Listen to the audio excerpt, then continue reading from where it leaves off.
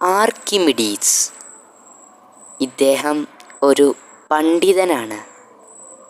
ഇദ്ദേഹവുമായി ബന്ധപ്പെട്ട് ഒരു സംഭവകഥ പ്രചാരത്തിലുണ്ട്.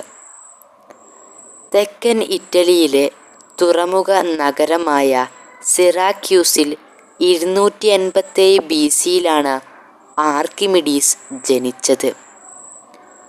അന്നത്തെ രാജാവായിരുന്ന ഹൊയ്റോ രാജാവിൻ്റെ നിർദ്ദേശപ്രകാരം സ്വർണ്ണപ്പണിക്കാരൻ ഒരു കിരീടം നിർമ്മിച്ചു നൽകി. ആ സ്വർണ്ണക്കിരീടത്തിൽ മായം കലർന്നിട്ടുണ്ടോ എന്ന് പരിശോധിക്കാൻ രാജാവ് ആർക്കിമിഡീസിനോട് കൽപ്പിച്ചു. ഈ പ്രശ്നം ആർക്കിമിഡീസിനെ വല്ലാതെ കുഴക്കി. ശുദ്ധമായ സ്വർണത്തിൻ്റെ സാന്ദ്രത കണ്ടെത്താൻ സ്വർണ്ണക്കട്ടിയുടെ മാസിൻ്റെ അതിൻ്റെ വ്യാപ്തം കൊണ്ട് ഹരിച്ചാൽ മതി എന്ന് അദ്ദേഹത്തിനറിയാം. എന്നാൽ കിരീടത്തിന് യാതൊരു കുഴപ്പവും പറ്റാതെ അതിൻ്റെ വ്യാപ്തം എങ്ങനെ കണ്ടുപിടിക്കും എന്നതായിരുന്നു അദ്ദേഹത്തെ കുഴക്കിയ പ്രശ്നം. ഒരു ദിവസം കുളിക്കാനായി പൂർണ്ണമായും ജലം നിറച്ച കുളിത്തൊട്ടിയിൽ കയറിക്കിടന്നപ്പോൾ ജലം കവിഞ്ഞൊഴുകുന്നതായി പതിവില്ലാതെ അദ്ദേഹം ശ്രദ്ധിച്ചു. ഇതിൽ നിന്ന് ഒരു വസ്തുവിൻ്റെ വ്യാപ്തം കണക്കാക്കാൻ ആ വസ്തു ആദേശം ചെയ്യുന്ന ജലത്തിൻ്റെ വ്യാപ്തം കണ്ടെത്തിയാൽ മതി എന്ന് അദ്ദേഹം മനസ്സിലാക്കി.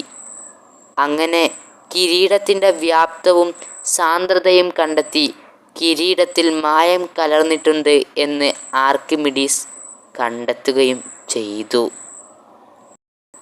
ആർക്കിമിഡീസ്.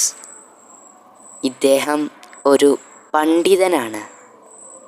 ഇദ്ദേഹവുമായി ബന്ധപ്പെട്ട് ഒരു സംഭവകഥ പ്രചാരത്തിലുണ്ട്.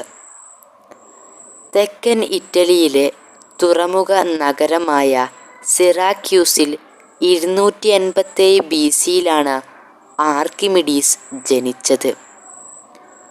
അന്നത്തെ രാജാവായിരുന്ന ഹൊയ്റോ രാജാവിൻ്റെ നിർദ്ദേശപ്രകാരം സ്വർണ്ണപ്പണിക്കാരൻ ഒരു കിരീടം നിർമ്മിച്ചു നൽകി. ആ സ്വർണ്ണക്കിരീടത്തിൽ മായം കലർന്നിട്ടുണ്ടോ എന്ന് പരിശോധിക്കാൻ രാജാവ് ആർക്കിമിഡീസിനോട് കൽപ്പിച്ചു. ഈ പ്രശ്നം ആർക്കിമിഡീസിനെ വല്ലാതെ കുഴക്കി. ശുദ്ധമായ സ്വർണത്തിൻ്റെ സാന്ദ്രത കണ്ടെത്താൻ സ്വർണ്ണക്കട്ടിയുടെ മാസിൻ്റെ അതിൻ്റെ വ്യാപ്തം കൊണ്ട് ഹരിച്ചാൽ മതി എന്ന് അദ്ദേഹത്തിനറിയാം.